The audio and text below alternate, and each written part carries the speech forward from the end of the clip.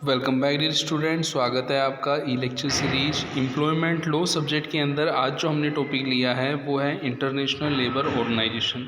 International labour organisation का part second जो है, इसके अंदर हम समझेंगे कि जो ILO है, इंटरनेशनल लेबर ऑर्गेनाइजेशन है, उसकी हिस्ट्री क्या है, इसके अलावा स्ट्रक्चर क्या है ILO की, और ILO जो है किन ऑब्जेक्टिव के साथ इसका इस्टेब्लिशमेंट हुआ था, कौन कौन से इंटरनेशनल और डिसेंट वर्क एजेंडा रहा है आपका ILO का, और ILO और इंडिया की हम यहाँ पे बात करने वाले हैं। तो कहने का मतलब ये है कि जो पार्ट सेकंड है, इसके अंदर हम इंटरनेशनल लेबर ऑर्गेनाइजेशन के बारे में ही डिटेल में समझेंगे। जैसा कि शुरुआत करते हैं, सबसे पहले history of international labour organisation की।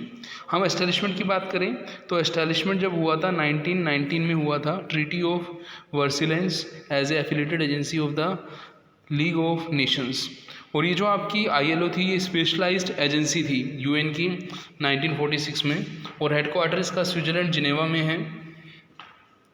और फाउंडेशन मिशन जो था इसका क्या था, सोशल जस्टिस करना। सोशल जस्टिस आप समझ गए होंगे कि लेबर्स जो भी लेबर है यूनिवर्सल लेबर पर, ठीक है ना, और लेबर को जो फाइनेंशियल जस्टिस के साथ साथ एक अच्छा पीस का माहौल भी रहे।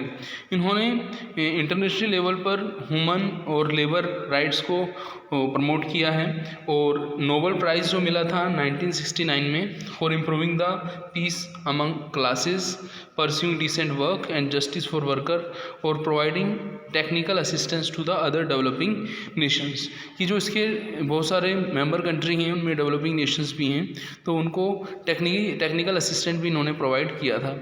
Today it providing substantially support in building of a ethical and productive framework for fair globalizations. कि आपको पता है कि ईयर बाय ईयर जो ऑर्गेनाइजेशन जो हैं, लेबर ऑर्गेनाइजेशन जो हैं, वो बढ़ते जा रहे हैं, तो उनको एथिकली और प्रोडक्टिव फ्रेमवर्क बनाना ताकि ग्लोबल लेवल पर क्या हो, एक्सेप्टेबल हो।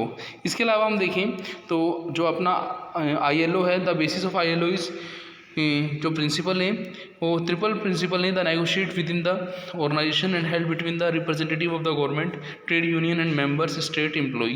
कि ये not only government but also trade unions as well as member states employers को भी क्या करता है, नेगोशिएशंस में हेल्प करता है। ये नहीं कि खाली ये लेबर्स के लिए, सबके लिए, चाहे वो गवर्नमेंट हो, गवर्नमेंट को भी कहीं ILO की हेल्प चाहिए तो गवर्नमेंट्स को जो डिज़ाइन इंफॉर्मेशन हैं, जो इसके रिसर्च हैं, सर्वे हैं, उनका हेल्प ले सकती है। ट्रेड यूनियंस जो है, इनके लॉ के अकॉर्डिंग उनको बेनिफिट मिल सकता है। इसके अलावा एम्प्लॉयर को भी जो इनको फॉलो करते हैं, इनके जो सर्वे हैं, रिसर्च है, उनके बेसिस पर वो कहीं स्टडी करते हैं अपने ऑर्गेनाइजेशन की, तो उनको भी वहाँ पे हेल्प मिलती है। स्ट्रक्चर की बात करें तो आपको यहाँ पे शो हो रहा कि ILO की 3 मेन बॉडीज़ हैं। आप देखिए, गवर्नमेंट है, एम्प्लॉयर है, वर्कर रिप्रेजेंटेटिव हैं। शुरुआत करते हैं जो अपना फर्स्ट जो है आपका comprises governments employer and worker representative. International labour conference जो है, इंटरनेशनल लेबर कॉन्फ्रेंस स्टैंडर्ड और पॉलिसीज़ बनाती है ILO की, ठीक है ना, और इसकी एनुअली मीटिंग कहाँ होती है, जिनेवा में होती है। ये जो इंटरनेशनल लेबर कॉन्फ्रेंस जो एनुअली हो रही है, ये इंटरनेशनल पार्लियामेंट ऑफ लेबर का वर्क रहता है। वो क्या करते हैं कि जो भी लेबर्स के रिगार्डिंग सोशल क्वेश्चंस हैं, उनको उन पर डिस्कशन करते हैं। इसके अलावा जो भी गवर्नमेंट बॉडी है, उसकी हेल्प से जो भी डिसीजन लिए जाते हैं, उनको मेंबर कंट्रीज़ को हेल्प करना। हो सकता है कि प्रोग्राम प्रिपरेशन में हो, बजट प्रिपरेशन में हो।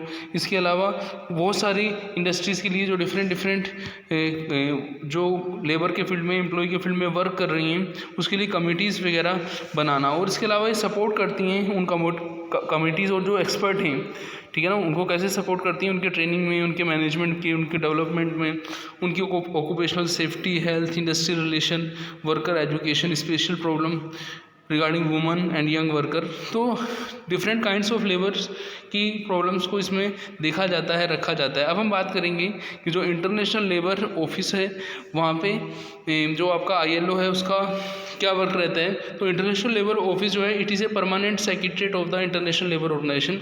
It is the focal point for ILO overall activities. कि ILO की जो भी एक्टिविटीज़ है, चाहे वो एम्प्लॉई के रिगार्डिंग कोई डेटाबेस तैयार करना हो, या फिर कोई सर्वे करना हो, या फिर जो गवर्नमेंट बॉडी हैं वो जो डिफरेंट जो डायरेक्टर्स हैं उनकी जो भी वर्किंग है वो उसको क्या करता है, स्क्रूटनाइज करता है, उसको टाइम टू टाइम क्या करता है, चेक करता है। हमने थोड़ी देर पहले पढ़ा था कि ILO की जो एनुअल मीटिंग होती है, इसके अलावा एक रीजनल मीटिंग भी होती है। The regional meeting of the ILO members state help periodically to examine the matters special interest of the regional concern. किसी पर्टिकुलर रीजनल लेवल पर वो क्या करते हैं, उन प्रॉब्लम्स को एग्जामिन या फिर कंसर्न करते हैं। यहाँ पे हम देखें जो ILO के फंक्शंस हैं इसके रिगार्डिंग वो क्या हैं, वो बहुत तरीके की पॉलिसी प्रोग्राम बनाते हैं जो हेल्प करते हैं डायरेक्शन में और सोल्व करने में, जो भी सोशल और लेबर इशू हैं उनको सोल्व करने में हेल्प करते हैं। इसके अलावा जो भी adoption of international labour standard है, जैसे कि आपको पता है कि कोई भी कंट्री है तो उसकी कुछ लेबर्स के रिगार्डिंग कुछ रूल्स रेगुलेशन प्री डिटरमाइन है, तो वो जो आपके स्टैंडर्ड्स हैं उनको फॉलो कराती है, असिस्टेंस करती है मेम्बर्स को, किसमें कि जो भी उनकी सोशल और लेबर प्रॉब्लम है उनको सोल्व करने में। ह्यूमन राइट्स का प्रोटेक्शन करना, जैसे थोड़ी देर पहले हमने पढ़ा था कि not only man women different kinds of labour के लिए वो क्या करती है, उनके राइट्स को क्या करती है, प्रोटेक्ट करती है। और टाइम टू टाइम उनके रिगार्डिंग रिसर्च और पब्लिकेशन भी क्या करती है, पब्लिश या इशू करती है, जो उसको हेल्प करता है। किसको हेल्प करता है, रिगार्डिंग डिसीजन, रिगार्डिंग इंस्पेक्शंस हमें हेल्प करता है वो। अब हम बात करेंगे objective of ILO। Objective of ILO की बात करें तो जो ILO है उसका काम यही है कि जो ह्यूमन है, जो आपका लेबर है, जो लेबर ऑर्गेनाइजेशंस हैं उनमें इस तरीके के स्टैंडर्ड या फंडामेंटल प्रिंसिपल सेट करना ताकि ह्यूमन का जो वर्क है, उनके राइट्स जो हैं उनको मिलें। इस तरीके से ह्यूमन जो लेबर है उसका क्या करना, प्रमोशन करना। Promote and realise the standard and fundamental principle and rights at work. इसके अलावा वो जो एम्प्लॉई हैं उनको सर्वे के बेस पर डिफरेंट सर्वे कंडक्ट कराता है, उसके बेस पर woman man to secure decent employment, कि वो जो सर्वे के बेस पर, वो स्टडी के बेस पर जो हैं लेबर जो हैं वो क्या ले सकते हैं, डिसीजन ले सकते हैं। To enhance the coverage and effectiveness of social protection for all. जैसे कि आपको पता है कि सोशल सिक्योरिटी स्कीम्स के अंदर हमने पहले पढ़ा था लास्ट वीडियो के अंदर कि ILO क्या करता है, सोशल प्रोटेक्शन के रिगार्डिंग भी डेटा पब्लिश करता है। इसके अलावा वो क्या करता है, जो गवर्नमेंट थी, जो एम्प्लॉयर थे, आपने देखा था जो थ्री स्ट्रक्चर्स जो थी उसके साथ डिस्कशन भी करता है, ठीक है ना, comprises government, employer, worker representative, उनके साथ टाइम टू टाइम क्या करता है, डिस्कशन भी करता है। तो ये हमने ILO के क्या पढ़े, कुछ ऑब्जेक्टिव्स पढ़े। अब हम पढ़ेंगे ILO के स्टैंडर्ड्स क्या क्या हैं। ILO स्टैंडर्ड्स का मतलब ये है कि जो ILO ने पहले प्री डिसाइडेड सेट प्रिंसिपल्स जो हैं वो कौन कौन से हैं। तो पहला है ILO set the international labour standard with conventional which are ratified by member states, कि जो भी ILO सेट करता है वो किसकी परमिशन से सेट करता है, जो भी उसके मेंबर कंट्री हैं, ठीक है ना।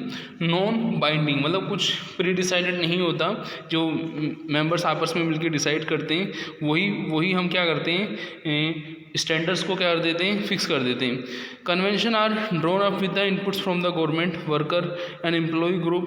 हमने थोड़ी देर पहले पढ़ा था कि जो इंटरनेशनल कॉन्फ्रेंस होती है एनुअली जो होती है जिनेवा में जो होती है, उसमें जो गवर्नमेंट्स हैं, वर्कर हैं और जो एम्प्लॉय के रिप्रेजेंटेटिव हैं, वो सारे क्या करते हैं, एक ड्राफ्ट तैयार करते हैं आफ्टर डिस्कशन। और यदि कहीं ज़रूरत पड़ती है रेटिफिकेशन की, मतलब उसमें चेंजेस की ज़रूरत पड़ती है, in ratifying an ILO convention a member state accept it as a legal binding instrument. यदि सभी मेंबर्स क्या करते हैं, उसको एक्सेप्ट कर लेते हैं, तो वो जो इंस्ट्रूमेंट होता है उसको हम क्या मान लेते हैं, लीगल मान लेते हैं। गवर्नमेंट की उसको क्या मिल जाती है, परमिशन मिल जाती है। अब हमने बात की थी कि ILO जो है इंटरनेशनल लेबर स्टैंडर्ड कैसे सेट करता है, तो हमें ये समझ आ गया कि ILO क्या करता है कि जो भी मेंबर कंट्रीज़ हैं उनकी अप्रूवल से क्या करता है, जो म्यूचुअल डिस्कशन से अप्रूव होता है उसको रेटिफाई करते हैं, उसको एक्सेप्ट कर लेता है। अब हम बात करेंगे decent work agenda. Decent work agenda का मतलब ये हुआ कि जो इंटरनेशनल लेबर स्टैंडर्ड हैं उनको आपको पता है कि इंटरनेशनल लेवल पर बहुत सारे कंट्रीज़ हैं, उनसे कैसे फॉलो कराना। तो होता क्या है, अलग अलग कंट्री की अलग अलग नीड्स होती है, उन नीड्स के अकॉर्डिंग वो स्टैंडर्ड्स के अंदर क्या करते हैं, चेंज चाहिए होती है, कहीं लिबरलाइजेशन चाहिए होती है कि वहाँ पे रूल्स कम से कम हो।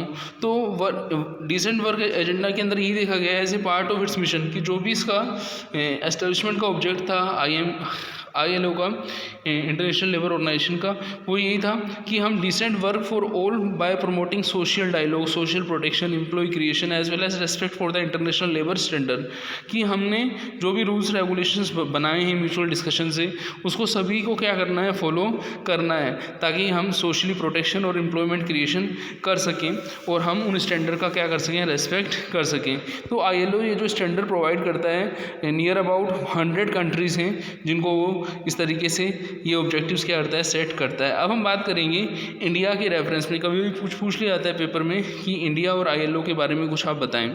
तो India is the founding member of ILO। It has been permanent member of the ILO governing body since 1992। कि जो फाउंडिंग मेंबर का मतलब ये हुआ, जब ILO बना था तो उसके अंदर इंडिया भी इसका मेंबर था, और उसके बाद से ही ILO में 1922 से ही क्या है, आपका जो इंडिया है वो एज ए गवर्निंग बॉडी वहाँ पे क्या कर रहा है, वर्क कर रहा है। इंडिया के रिप्रेजेंटेटिव उसके अंदर जाते हैं, जो उनकी एनुअल कॉन्फ्रेंस होती है। In India the first ILO office was started in 1928।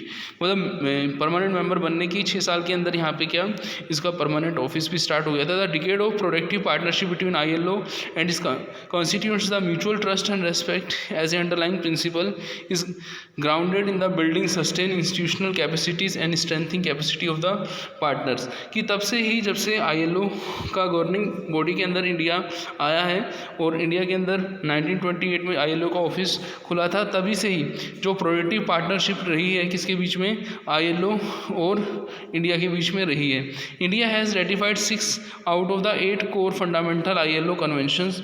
These are, आप देखें तो 8 में से 6 जो कोर फंडामेंटल हैं वो कौन कौन से हैं, forces labour convention, abolition of force labour convention, equal remuneration convention, discrimination employ occupation convention, और मिनिमम एज कन्वेंशन, और वर्ड्स form of child labour convention. अब हम जब एम्प्लॉयमेंट लॉ के अंदर अलग अलग एक्ट पढ़ेंगे तो ये जो कन्वेंशंस हैं, जैसे फोर्स लेबर है, आपका अबोलिशन ऑफ लेबर कन्वेंशन है, ये दोनों हम आपका एक एक्ट आएगा, ठीक है ना, जिसके अंदर हम क्या देखेंगे कि जो लेबर है, लेबर्स अबोलिशन एक्ट के अंदर हम लेबर्स के फोर्स और एबोलिशन ऑफ फोर्स लेबर क्या होता है उसको वहाँ पे समझेंगे। ऐसे इक्वल रेम्यूनरेशन को भी हम इक्वल रेम्यूनरेशन एक्ट के अंदर समझेंगे। आपका डिस्क्रिमिनेशंस और मिनिमम एज कन्वेंशन और worst form of child labour, इन सबको हम किसके अंदर समझेंगे, जो आपका फैक्ट्रीज एक्ट आएगा वहाँ पे हम समझेंगे। तो इस लेक्चर में हमने यही समझा कि ILO क्या है, ILO की स्ट्रक्चर क्या है, ILO और इंडिया के, जब से इंडिया उसका गवर्निंग मेंबर बना है तब से उन्होंने कैसे वर्क किया है ILO और इंडिया ने। फिर हमने देखा कि इंटरनेशनल लेवल पर वो कैसे स्टैंडर्ड्स को सेट करता है, क्या ILO के ऑब्जेक्टिव्स हैं और ILO की स्ट्रक्चर क्या क्या है और क्या इसकी हिस्ट्री है। तो मिलते हैं नेक्स्ट लेक्चर में। थैंक्स।